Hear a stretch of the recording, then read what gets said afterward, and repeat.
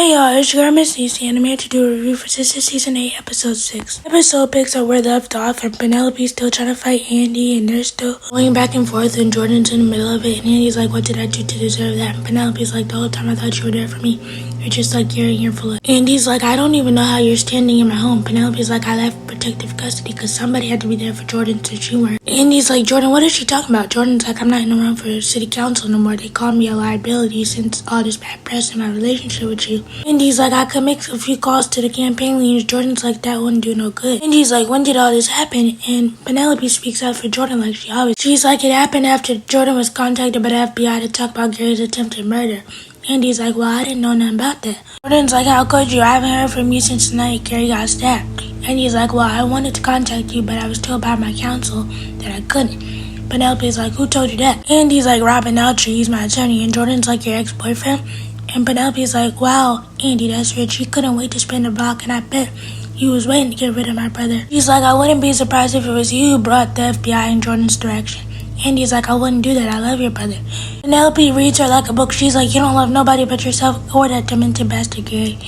Andy's like, that's not true. I do love Jordan. Jordan's like, what is the truth? And Andy starts going into this story about how Gary blackmailed her and she only married Gary to protect Jordan. And I'm like, doesn't Jordan already know all this?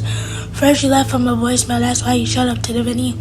And then you told him at the venue and distinctively said that he didn't care and he would do anything to protect you and him. Then Penelope starts blaming Andy for her losing the baby, and Andy's like, that's not my fault. I told you not to go up there and confront that man, but you did it anyway. Penelope's like, so you blaming me for what happened to my baby? And Andy's like, no, I'm not blaming you. And then Penelope turns around and it's like, you probably knew that he was gonna attack me, that's why you told me to scare me. So basically the whole premise of this argument is her blaming Andy for everything. Her blaming Andy for losing Gary, her blaming Andy for losing their baby, her blaming Andy for ruining Jordan's life, and then she starts bringing up the whole panty situation, how Gary was found masturbating in her bathroom to her panties, and Gary was probably imagining the time that they would have sex again. Jordan doesn't know all of this, so he starts looking at Penelope like, really? And then he starts accusing Andy, and Andy's like, how would I know? I was sitting there with you. How was I supposed to know with you? Then Andy's like, how am I supposed to know that you weren't the one that did this to Gary since you were all deranged and stuff? Penelope's like, I wouldn't do that, but paybacks to being you and Gary will both find out soon. Andy's like, what was that supposed to mean? Penelope, what is that supposed to mean? Were you the one that sent that person to shoot up Gary's IV to make him convulse? It definitely seems like it now, but Penelope doesn't like Andy's response. So she tries to buck up at Andy, but Andy's not having it. She's like, that first one was free, the second one I'm whooping like. Andy asked Jordan if she could speak with him alone, and Penelope's not having it. She tries to put up a fight, but Jordan's like, no, wait in the car, I got this. Andy and Jordan are fighting alone, and they have a conversation, and Andy's basically pleading her case, like, do you really believe all the things that she's saying about me? Jordan, you know the truth. I love you from my heart, and I would never do anything to hurt you or your sister. Andy's like, once I met you, it was all about you. I never really cared about Gary like that. I only did that to protect you. And Jordan's like, you sure? Because I don't know what to believe anymore, and I can't even stand it. Over at the steam plant, Tony and Rich are up, and Rich is like, so you have time for Danny, but you don't have time for me when I asked you to spend time with me. You said that you were swamped with work at the bank, but you conveniently are out here with Danny.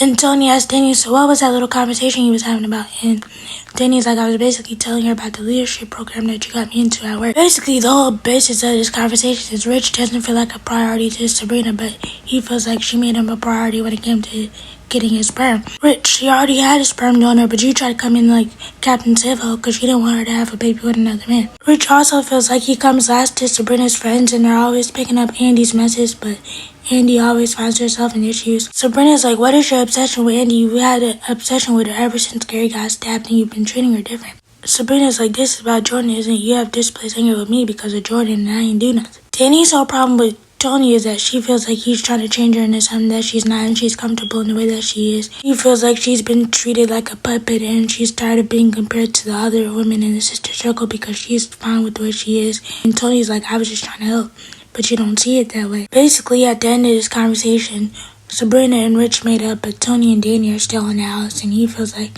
he didn't do nothing wrong. But Danny left the steam plant all mad, and she said she was getting a ride share, and Tony's like, do whatever you want, I'm done.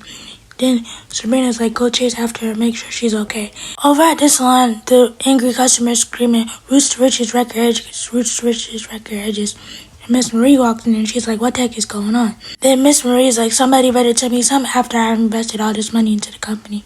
Then Vanessa's like, so you're the one that invested the money. Vanessa's basically like, I used Roots to Riches and it took out my edges are smoking and I have a chemical burn and they should take this poison off the shelves and I need my reparations. By this time, Trey leaves and once Trey leaves, Miss Marie asks Pam, is Trey the reason why you ain't investigate your products because you was too busy under? Pam is like, no, you know it's money over men. And Marie is like, I'm about the men too, but I'm also about my business. Marie starts talking about how she's the investor of the company and Vanessa's like, so you're the investor. Vanessa's basically like, I'm gonna sue you in court. And then Marie is like, I'm not giving you 1 cent. Vanessa's like, you look like you got money too. What's that watch you got on? Then Marie tells her. Vanessa's like, I seen it at Paris Fashion Week. Marie is like, you at Paris Fashion Week? Really? Vanessa's like, no, I seen it on social media. Vanessa's like, you gonna give me your money or else? And then Marie is like, or else what? She's like, I'm gonna sue you for it. Marie is like, I ain't worried about it, I got top lawyers. Then she proceeds to call this woman everything but a child. As they're talking, Karen's like, you must think this is a circus and we're some clowns, huh? Vanessa's like, what are you talking about? Karen's like, I see some stubble on your head, and she touches it. She's like, you shaved your edges. Maria's like, taken aback by it. Vanessa's like, okay, I did, but you can't blame a sister for trying to get some money in this recession. Marie cusses her out again, and she tells everybody to get out. Then Pam is over here thanking God that she was a scammer and it wasn't real. Once Vanessa and the other girls leave, Marie is like, hold up.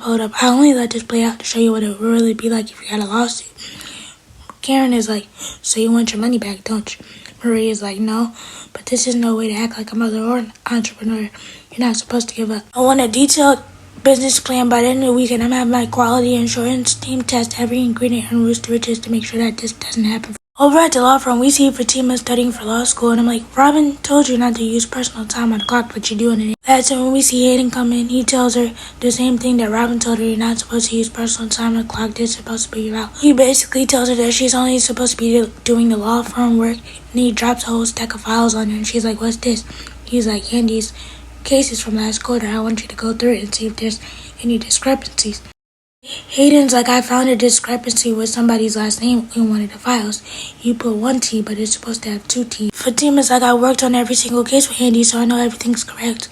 Hayden's like, are you sure? Because I just want you to do it anyway. Then they trade insults about Fatima's attitude, and she can't act like that in front of a judge because judge hate lawyers with smart mouths. And Hayden's basically letting this little bit of power go to his head because he starts talking about how Robin's going to leave him in charge and how he's going to be Fatima's boss for real permanently. And all this other stuff. Once Hayden leaves, Fatima calls Zach to let him know what's going on with Hayden now. Hayden's still tripping, and Zach is like, you want me to come up there? Fatima's like, I'll need you in more trouble. Zach tells her how he's supposed to have a meeting with Michael's teacher, and Fatima's like, yeah, don't be late either, because I don't want to call him no more. Fatima finally goes to talk to Robin about everything that Hayden's doing, about how he's letting the power go to his head, and how he's making her find discrepancies in cases that she knows she worked on with Andy, so she knows that they're correct. And how he keeps insulting Fatima and Andy. Robin's basically like, thank you for letting me know, but you still gotta play nice with him because he's still your supervisor. And Fatima's like, yeah, right, I'll play nice, but I don't want to. Over at Zach and Fatima's, we have the sweetest and cutest scene ever that made me tear up. So Zach and Michael come back from the parent-teacher conference. Zach is looking through Michael's book bag. He asks him, does he want a snack? Zach starts listening to all these snacks. Michael's like, no, I want nuggets. And Zach is like, you said what? Michael's like, nuggets. When I tell you I cried, because Michael's first word is nugget. I like the progression that Michael is making as a character, because I'm tired of them people calling him mute. That boy is not mute no more. Zach got so happy to hear that little boy said nuggets. He's like, we gotta call Mama Tima and let her know. Oh, Mama Tima gonna be so happy. She's gonna be so upset that she missed his first words. Back over at the law firm, we have Fatima still talking to Robin, and she's like, since you have Andy's back, did you find any leads to help her get off this case, right? Robin's like, yeah, I have. And he passes his folder, and he's like, take a look. She opens the folder, and Fatima's like, why do you have these? Robin's like, the better question is, I want to know why you went to go confront Gary and why his security guard pushed you down on your behind the same day that he got stabbed. Robin is basically trying to accuse Fatima of stabbing Gary, but Robin don't know that Fatima doesn't use knives, she uses guns. To my recollection, when Fatima was talking to Zach that day when she started accusing him, and Zach is like, I wouldn't do that, I wouldn't even kill that man in cold blood, even if you owed me money. Fatima starts laying down the play-by-play of what happened that night. She's like, we went to the venue on a Saturday or Sunday. My question is, why was a hedge fund, a law firm, and a bank on on a Saturday or Sunday, whatever day. But the better question is, how and why did Robin obtain those pictures of Fatima at the hedge fund confronting Gary? Robin is starting to point the fingers at everybody else, and I'm starting to point the fingers at Robin. Robin is starting to make me look at it sideways, like he had another reason to come back from London besides wanting to help the firm. Let me know what you guys think about the episode. Please be sure to like, comment, subscribe, turn your bell notifications. Bye!